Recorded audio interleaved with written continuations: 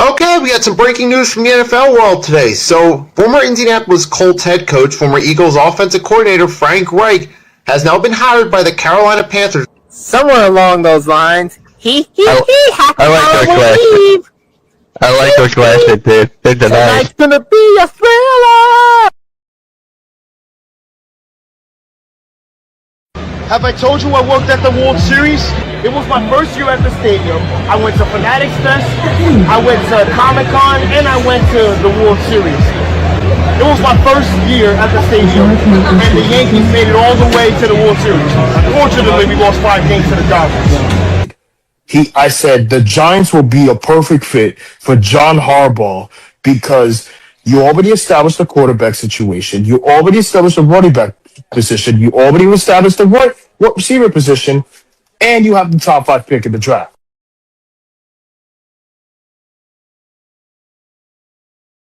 Todd Bowles, at best, is a mediocre coach. He did the same situation with the Jets back in 2015, ultimately maliciously ruining a power-hungry Baker Mayfield and potentially Mike Evans. But Indianapolis ultimately came back, got the go-ahead touchdown. Then, at the end of the game, when Brady got the ball less than a minute, Peyton had his head down the entire time because he knew Brady had enough time. But the interception happened. It's funny. All of a sudden, Peyton Manning hears the crowd roaring. He finally looks up and starts jumping up and down real.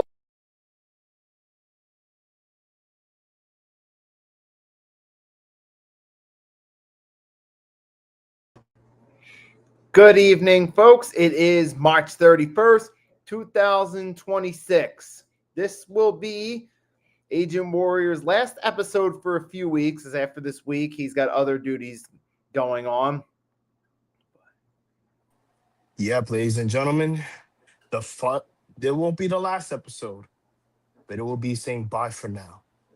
Ladies and gentlemen, welcome to Everything on the Table, episode 8. I'm your co-host, Agent Warrior X, and today is March 31st, 2026. So, this Friday will be the opening day of the Yankees versus the Miami Marlins, which is why I'm not going to be at work on Tuesday because I got to work on that day. And then the following week, I got to go to work. So I will be on by like between the middle after the middle of January. I mean, April, middle of April. So, ladies and gentlemen, allow me to start the show off that Duke is not an elite team. Let me put it that way. Duke is not an elite team. Yes, you could argue and say some of the players came out of that college, but after this, UConn destroyed them in the Elite Eight. And now UConn is in the Final Four for the first time in 3 years. We have Michigan, Arizona, UConn, and of course, there's another college I think that went to the Final Four. But Illinois. Thank you, Illinois. So you have Illinois, UConn, Michigan, and Arizona. 4 colleges left. Who will come out on top of this year's March Madness? Now, this year, I predicted that Duke would win. A lot of people did. Ultimately, at the last moment, when UConn got that final touch in the butt and the game-winning three-point shot, everything changed. This was the UConn that everyone remembered. The UConn we remembered was sometimes an underdog because they were considered a top 2 team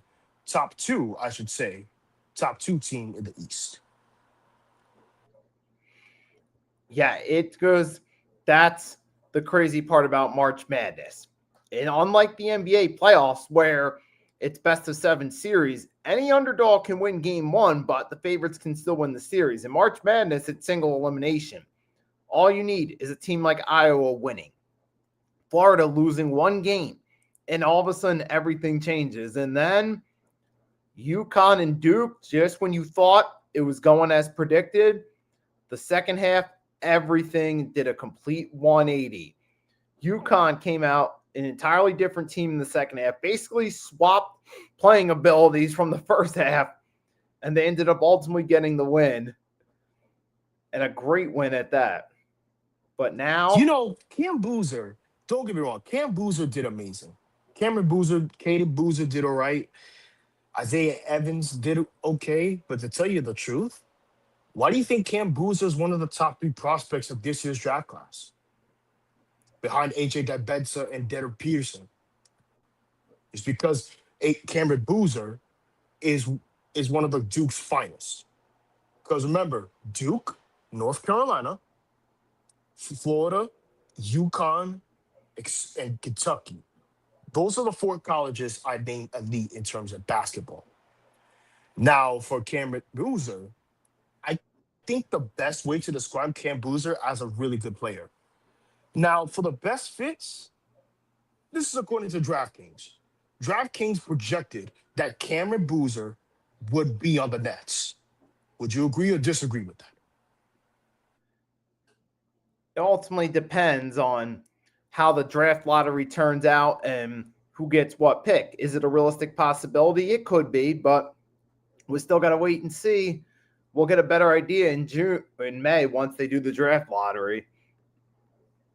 A lot of people say AJ Dibedza is the top prospect because he's compared to Tracy McGrady or T-Mac. Because AJ Dibedza has played his best basketball since VJ Enchkov, Cooper Flagg, and of course, Dylan Harper. We have seen those colleges play, but some of those college players could be bust. Like, we know for some players, like Abin Thompson is a great player, but he's not developing well. We know that VJ Edgecove, Tyrese Maxey, they're both great players, but in my opinion, they get hurt way too much at the worst time possible. And that goes to show sometimes that the player with the higher ceiling on paper may not always pan out to be the best, because so far you had Ace Bailey was the projected favorite to go to the Sixers. But between him and VJ Edgecombe so far is having the better season. Now, this doesn't tell the whole full story for their careers. That will be written as the years go along. But one thing we've seen so far is that having a higher stock doesn't automatically make you the better player. We see the 96 draft class. The best player from that class was the late Kobe Bryant. AI had the most ceiling going into the draft and got the number 1 pick. But ultimately, over time, he was my favorite player when he was on the Sixers. When I was like a little boy, like very young, I grew up watching basketball, basketball, and that's pretty much it. Baseball and basketball were my top 2 favorites because my dad used to take me to Knicks games. He used to take me to Nets games at the Continental Airlines Arena in Jersey. And of course, he used to take me to football games sometimes with the Jets and Giants. But ultimately, I'm going to put it this way and say that Iverson is my number 1 player as a kid, alongside Vince Carter and Jason Kidd as well. So I love the Sixers because of Iverson. Iverson was my favorite player overall. He was one of the best players that come out of Georgetown. Yes, he did. He made it a finals appearance at one point in 2001, and that step up from Ty Lue was crazy. And Allen Iverson certainly earned the reputation as one of the best guards in NBA history.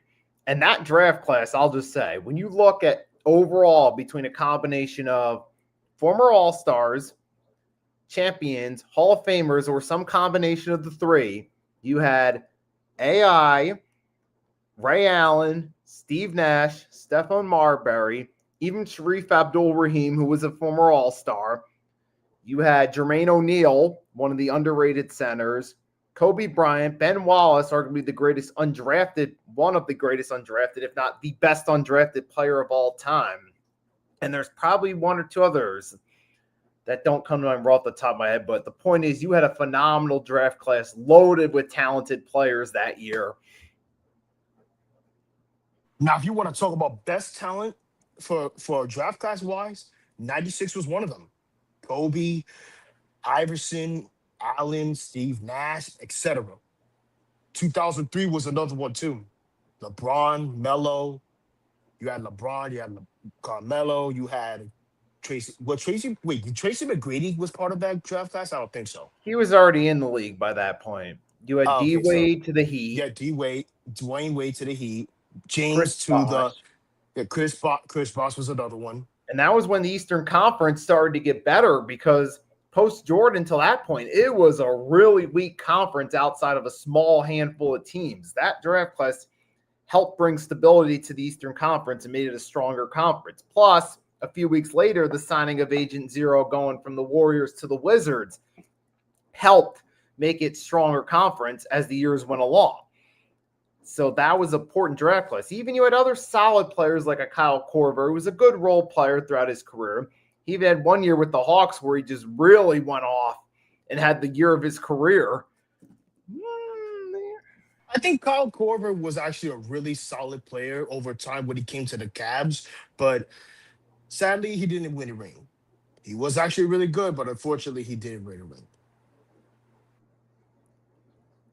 But yeah, that was another really good draft class. You also had the 08 draft class. You had Derrick Rose. You had Brook Lopez, I believe, was part of that class. Yeah, Brook Lopez was a really good player, but ultimately he won a ring over time with the Bucks. Yep, and then you also had Russell Westbrook was part of that class too. This would be the one-if scenario.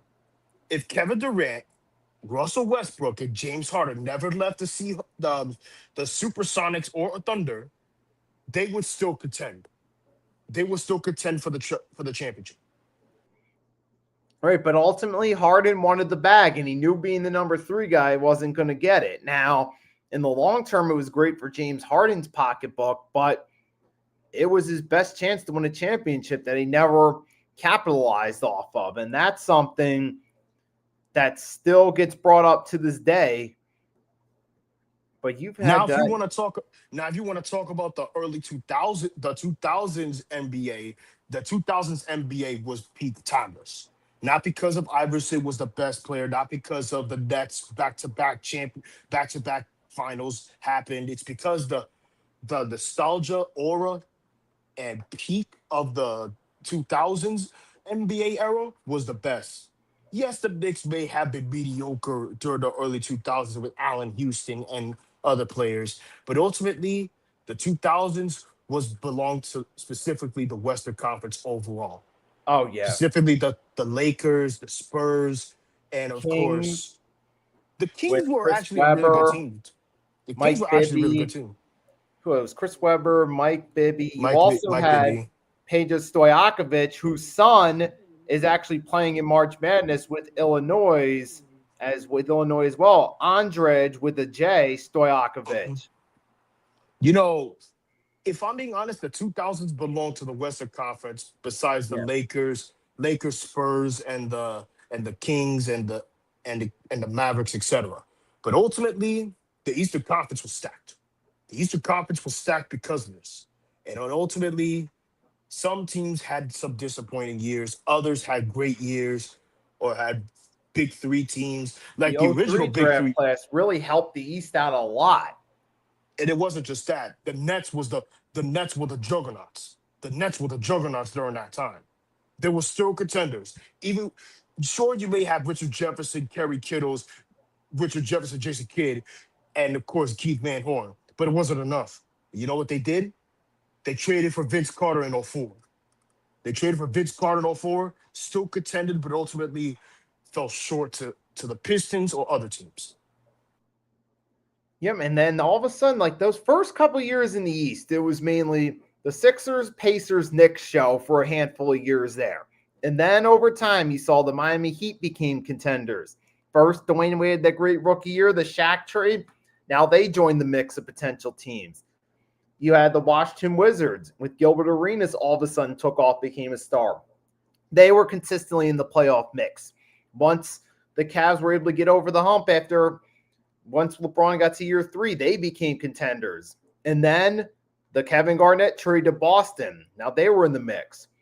you still had a bunch of teams. And then the rise of Dwight Howard, all of a sudden the Orlando Magic were now a threat in the East. And even the Raptors with Chris Bosh. And all of a sudden, now the East also had a good conference too. You still had the West out there was good too. You still had the Lakers, Spurs, Phoenix Suns, Steve Nash, Amari Stoudemire, the Dallas Mavericks, Dirk Nowitzki. You also had, who else was it that was thinking? This was obviously before the Warriors. You had the Nuggets with Carmelo, were consistently in the playoff mix. The Nets over time was in the mix as well. After 2006, this is where the Nets was in the mix. But come the 2008 year, Judgment Day arrived. Deafening silence. The big three with Richard Jefferson, Jason Kidd, and Vince Carter was vaporized without a trace. The Nets from 2002 to 2007 to 08 season was no more. 5 of 12 players has been casted off to the wind.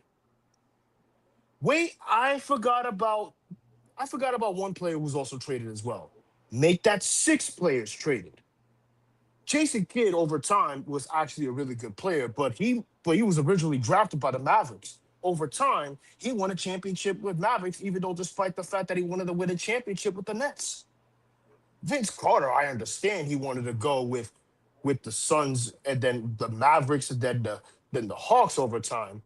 But he was actually really doing well for the Nets. So why cast him off to another team if he's already doing amazing?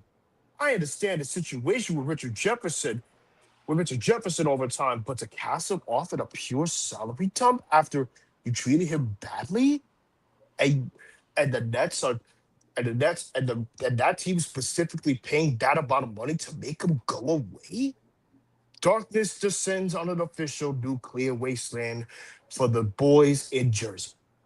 What a way to kill a franchise in one fell swoop.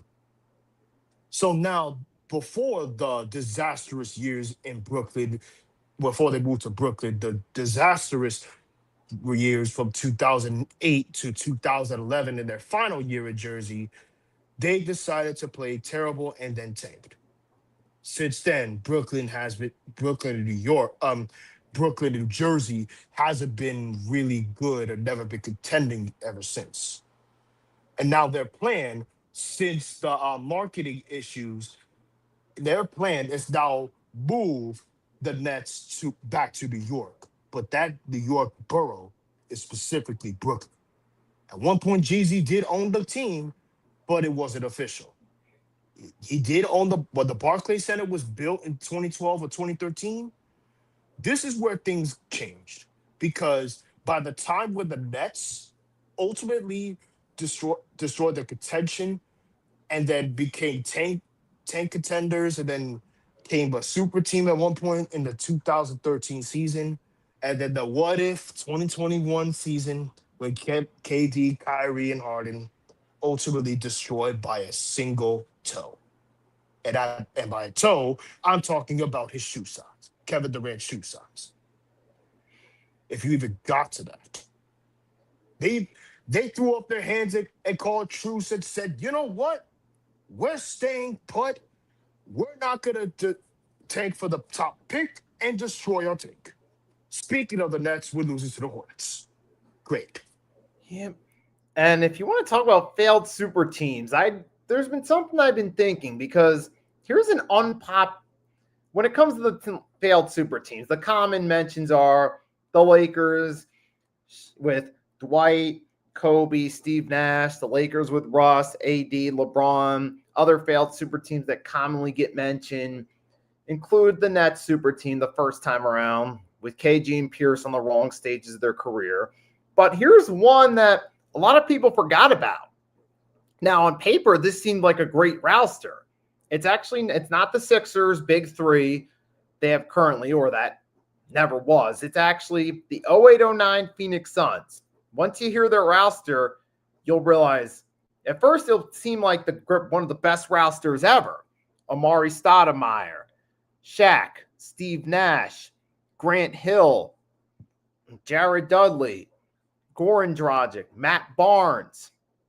That's really seemed like a great roster on paper, but in reality, guys like Grant Hill, Shaq were on the wrong ends of their career. Oh yeah, you also had a young Robin Lopez too, and also what's his face? Amari was injured too, so that team finished 9th and didn't even make the playoffs. That was an example of having the right roster with most of them in the wrong stages of their career. Because the phrase "right stage but at the wrong career" was either they're past their primes or they're injury prone. Now what does Brooklyn have now, Nikki? A play-in tournament or tanking season? Sure, you may have waved off Cam Thomas over the past month after that disastrous year for Cam Thomas, and then he was injury prone. He was great for last year, and then he got hurt again. He was out for the year, and I said, get Cam Thomas some help. He was in his final year in his contract. What do they do this year? You guessed it. They waved them off. There are only 3 players left on that roster. There are only 3 players left on that roster, on that 2021, 22, 23 playoff team. It's been less than 2 years. Noah Clowney might be sent back to the G League due to non-player development. Noah Clowney might be sent down to the G League due to player developmental purposes. Daymond Sharp could potentially be injury prone. What about Nick Claxton? He wants to stay here. We know for a fact that he's a homegrown player, but ultimately for the Nets, they have officially now went from a super team to a mediocre team to a tanking team. Last year we tanked, but ultimately destroyed it at the worst time. And we should have never won that game against the Kings nor you guys last year. But speaking of the Kings, I've been thinking about something. The collapse of the Orlando Magic. What this reminds me of where the Sacramento Kings were just a few short years ago. They made the playoffs in 2023, their first time in nearly 2 decades.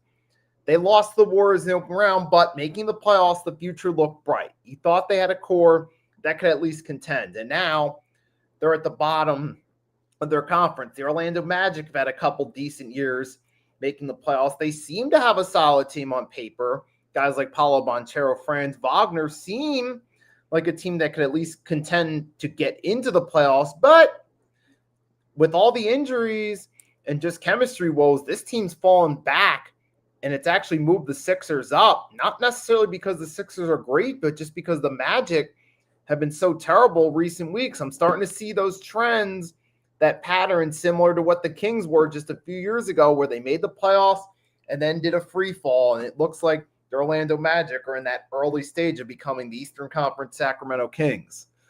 This is where I agree to disagree. I agree with the Kings becoming a contender, but ultimately it was short term. The disagree part is that the Sixers could jump up over time. Because yes, you could say the team is still hurt with Embiid and Maxey potentially still out, or anything, or Paul George still out. They should have never gave that contract, to be honest with you. And the disagree part with is Paulo Banchero is on his final year of his contract, potentially.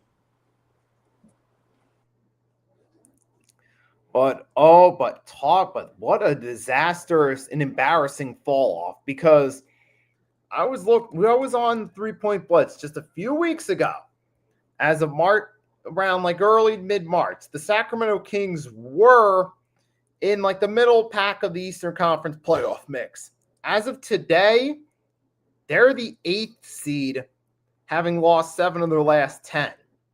That's an embarrassing fall off. What's also a crazy fall off is that Brooklyn, at one point, when Kevin Durant and Kyrie Irving was both traded, they were still in playoff contention as a 6th seed. But then the very next year, and yes, we got swept by you guys, so don't ask why. Then the very next year, we just tanked. We just tanked the very next year. And then ultimately, the very next year, we blew up our tank. And that this year we're on the top worst teams of the East. The top three worst teams of the East. Oh, sorry, or should I say bottom three worst teams. But where did the front office, such as Sean Markson and Joe Tsai, gave you after all that radiation sickness? A bucket of basketballs.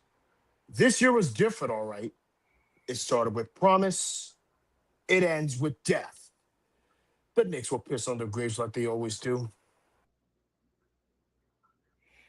And real quick, I'm gonna look at some of the live up score, give a quick live score update. So right now we got Magic are We got the actually up Knicks 70-56 over the Suns, which halftime. is a surprise. and we got the Knicks and the Rockets, Houston Rockets versus New York Knicks, which I'm gonna try to tune into that game before the Yankees play against the Mariners. I'm gonna try to tune into that game. And so far, they're leading by up 10 plus. When I heard Kevin Durant was traded, this happened at Fanatics Fest. It blew up the sports world saying that Kevin Durant was traded to the Rockets, and it happened at Fanatics Fest. Literally, it did. Well, that whole day was a crazy day. But as far as baseball goes, Phillies, it's time to move on. Your manager they've lost the team. And yesterday, they had nothing going right against the Washington Nationals, losing 13-2. And the worst part is now you still got to play him again today and then again tomorrow. So there's that mental jinx, although they are up 3-1 at the top of the seventh. So for now, it's a decent bounce back, but it's not looking like the same Phillies team when Rob Thompson took over and they made the run to the World Series. Which Bryce Harper, Alec Baum, right? Bryce Harper, Alec Baum, Kyle Schwarber. You know what's embarrassing? What's embarrassing last night from the Nationals and Phillies is that they got blown out by one of the weakest teams in the East. Not just the NL East, but one of the weakest teams in the NL East, who were dead last year. Dead last. Behind the Braves. What's crazy about it is that the pitchers gave up too many runs. Now, speaking of pitchers, let's talk about the Yankees offense. So far, the offense looked like it was okay against the Mariners last night. Yes, the Yankees pitching has been lights out from start to finish. From the day that we beat the Giants on Netflix to a clean sweep, now against them again. Last night was really. I mentioned this in my post game. I said it was a pitching duel between Luis Castillo and Ryan Weathers, who we picked up for the Marlins. And Ryan Weathers, I got to get props to. But you know what they say, Nikki? Defense wins championships, right? Or in other words, pitching wins championships. That's what people say, right? Look, I'm going to compare that defense for the Yankees so far to the Seahawks and the Texans defense. Man, now that theory, it's interesting that ties into the myth that defense wins championships because for the Seattle Seahawks, it played a key role in helping them. For the Houston Texans, you would think on paper it'd be a team that have a shot, but offense was ultimately their undoing. So the way that's been their Achilles heel over time when it comes to the Texans. The Texans offense was great in the season, but in the playoffs, this is where things come to fall from grace. Because over time, when it comes to like teams such as the Seahawks, Jets, Giants, Cowboys at one point was an elite defensive team at one point. The Eagles was an elite defensive team at one point. Sometimes that elite defense team doesn't win championships. They test that theory, but sometimes it doesn't work. Now, for pitching wins championships, this is a completely different story.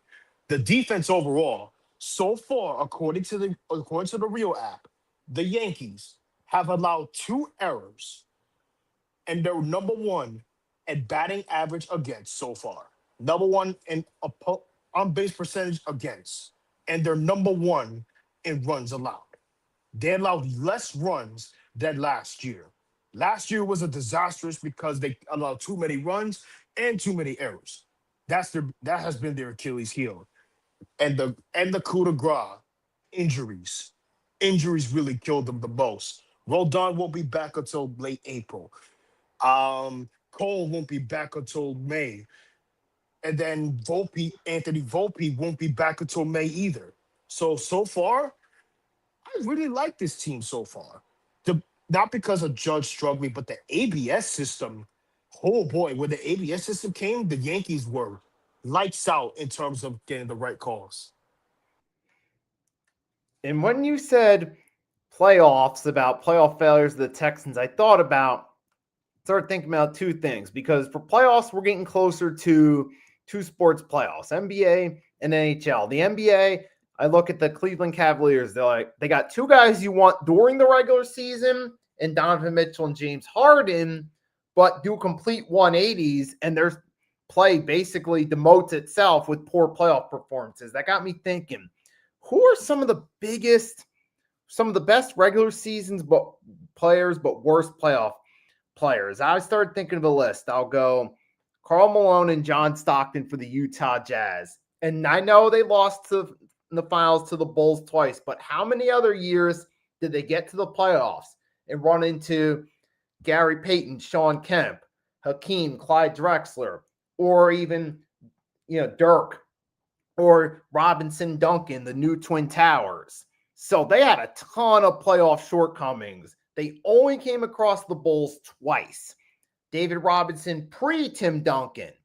His style of play basically demoted from admiral to private, which is a lower military rank, before Tim Duncan came there.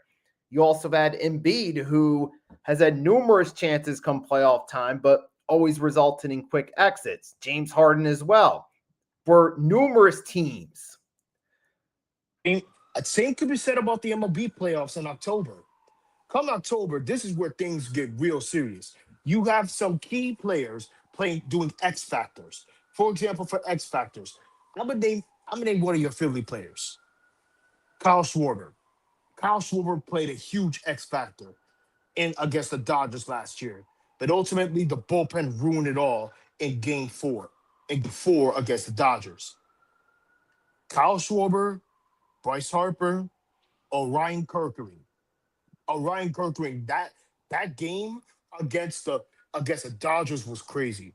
Sure, you may have lost to us on Thursday Night Football, but worst case scenario, that was a bad night for Philly. The Flyers lost to the defending champ Panthers, you guys losing to us, and then the Phillies losing to the Dodgers, which is crazy. And as far as the Flyers go, hey, they might make the playoffs this year, which would be a rare feat. And because sadly, since that late 2000s, early 2010s run where they tried and fell short, they've only been there a handful of times since. And this might be worst one case of the scenario years. that the Flyers, the last time they made it to the finals, last time the Flyers made it to the finals was in 2000, was like 2009 or 2011. But you couldn't beat the Blackhawks. I'm gonna tell you the truth. The Blackhawks were too strong for you. Not because Patrick Kane was the best player, but specifically the defense was amazing. Now, if you want to talk about teams that have some of the worst playoff luck in sports, period, you could name the Philadelphia Flyers, Minnesota Vikings in the NFL as another. You've had in the NBA, the Nets, when they do get there, as well as the Jazz, because they've had so many chances over the years. Even post Stockton Malone, they've had their chances. They just couldn't close the deal. The Phoenix Even with Suns, Donovan Mitchell had multiple chances, did he not? He had multiple chances with the Jazz before he was traded to the Cavaliers. Before he was traded to the Cavaliers, the Jazz had multiple chances. Now for the Nets, you are right about one thing about Brooklyn. It wasn't good enough against the Bulls in the early 90s. That I will say. It was like, yeah, we're here, but we're not supposed to be here. That's one of those situations say we're not supposed to be here, but we are here, right? I'm gonna give you examples that teams that should have been in the playoffs that shouldn't even be in the playoffs. Carolina Panthers. Carolina Panthers is a prime example. And I'll tell you why the Carolina Panthers. Bryce Young and the entire defense grinded out. They grinded out this year, and we mentioned this on NFL Pick'ems. I said the division winner should be the Panthers after that massive comeback they did. And if you want to talk about other teams that are snake bitten come playoff time in sports, you got the Buffalo Bills throughout the years. All the times they've come short, either playoffs or Super Bowl, or a team out west in the AFC, the San Diego, now Los Angeles Chargers. They've had plenty of good They're teams. officially a snake bitten playoff team at this point, because not because of that 94 season when they had that massive run, not because of that 06-07 season when Marty Schottenheimer retired, or worst case scenario, that blown lead against the Jaguars, or that worst performance from Justin Herbert. And this even goes back to the Dan Fouts era too, with Dan Fouts, Kellen Winslow Sr. and company had their chances and they just fell short. But there's always those teams in all sports that just, no matter who their coach is, no matter who their new star players are, no matter how much turnover they have at a certain position, it always seems like they're snake bitten come playoff time. Oh yeah, did I also mention another snake bitten team is the Lakers? The Lakers are also another snake bitten team too sometimes, because sometimes when they have a super team, like for example last year when they had Luka Doncic and LeBron James, right? When they had Luka and LeBron, guess how that turned out? They were first round exits against the Minnesota Timberwolves, ultimately coming short against the eventual champion Thunder. Now, most people don't consider them, although to be fair, recent years, yes, historically, no. They're one of the most decorated teams in North American sports, along with the New York Yankees, Montreal Canadiens, New England Patriots, San Francisco 49ers. Dallas Cowboys, you could say that. But most recently, the Yankees, speaking of the Yankees, they, ever since that World Series run in 2024, they have been doing great, but ultimately hitting injuries at the worst time. Garrett Cole was supposed to be back in 2024, but ultimately he's out for the season because of that Tommy John surgery. And then the very next year, he's returning in May. The team overall on paper looks great. With Cody Bellinger now back on the Yankees, when Cody Bellinger came on the Yankees, he was amazing. He was amazing on that team. Sure, he may have been a reliable player on outfield, but ultimately, they fell short to an eventual AL American League champion, Blue Jays, who had a massive resurgence ever since paying Vladimir Guerrero Jr.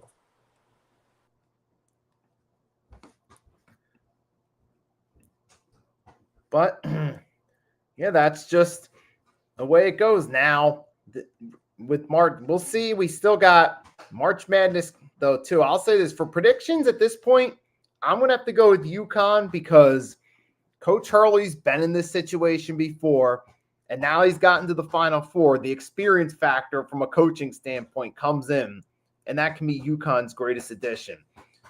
First, you got Illinois, which are the favorites, and then you either got Arizona or Michigan, which is actually the most exciting of the Final Four games and the most intriguing in terms of how the two teams match up. I'm going to say for the Final Four prediction, for the national championship this year, a new champion will be crowned. It's going to be between UConn and Arizona. Get that? Well, that would be a good matchup too. But either way, I think UConn versus either Arizona or Michigan would be a big matchup. Now, I'll say this. The media, they would want UConn versus Michigan because of big power school. They feel like that'd be better for the ratings. And we know all sports media usually likes those type of matchups. Like they've loved Lakers, Celtics in the NBA Finals. Boston, Los Angeles, two big market cities, good for ratings. Brooklyn, the Knicks, right? Brooklyn, the Knicks. Well, technically, Brooklyn is another big market team too, because this year they're tanking. And speaking of the Nets, they should have never won that game against the Kings, because you had the opportunity to get the number one pick to have the number one pick odds So we're not only tanking for the top player, but you're also tanking for the top odds. So over time, I could see us losing out for the rest of the season. And also something else they would love too in the NFL, when the NFC East, when the weakest link is a team with 8 wins, that's great for them because that's Philly, New York, Dallas, Washington in terms of big market cities. When that division's competitive, that can help the ratings to a certain extent. And that's something that they love in all sports. Or when it's NFC East versus NFC East in the playoffs, Eagles versus Giants. But just something about New York and Philly, especially for East Coast sports medias, they love those New York versus Philly playoff games or series. They love it. I'm not a Mets fan, but I'm going to tell you this. New York and Philadelphia is the most common sports rivalries of all time, specifically for the Mets and Phillies.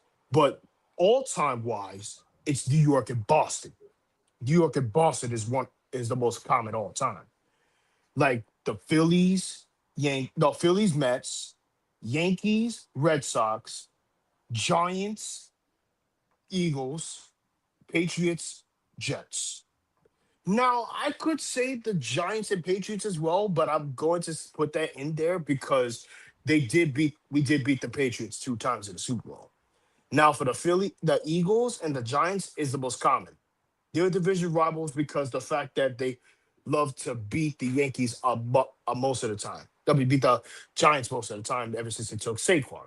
But over time, long term, it's looking like it's slowly declining. Oh yeah, speaking of the Giants, did you hear about Odell Beckham Jr.? What's up with him? I'm hearing rumors that he might reunite with the Giants again. Now, don't get me wrong. Just in case Darius Slayton is bad again, or sometimes worst case scenarios, you have Odell Beckham Jr. And speaking of Isaiah Likely, he changed his number. And yes, Graham Gano was finally cut. Thank God.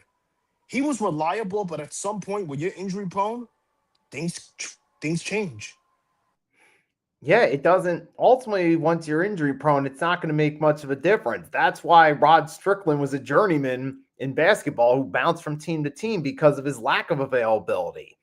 But as far as the OBJ thing, all I can say is I've learned from dealing with the Eagles fans over the years and rumors, don't believe the hype because a lot of rumors don't turn out to be true. I can look at, through my time on YouTube, there was a point, this was before Jalen Hurts had that great 2022 season. They wanted Deshaun Watson 1 minute.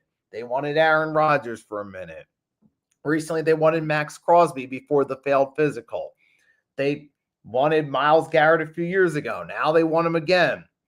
All that combined escalated to just a bunch of hype with no payoff in terms of those trades or acquisitions. And speaking of baseball, the Yankees so far this season have been 10 for 11 in ABS challenges this season, 91% in the MLB, and second behind the Arizona Diamondbacks.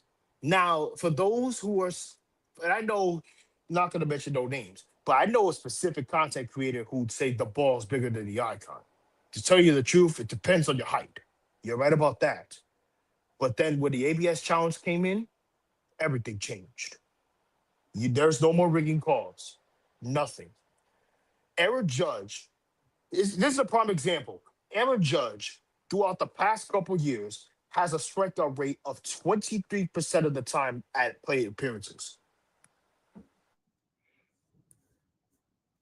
Which is awesome for the first week of the season, but with baseball, it's the longest schedule in the North American sports. So, and it's not just one of the most longest.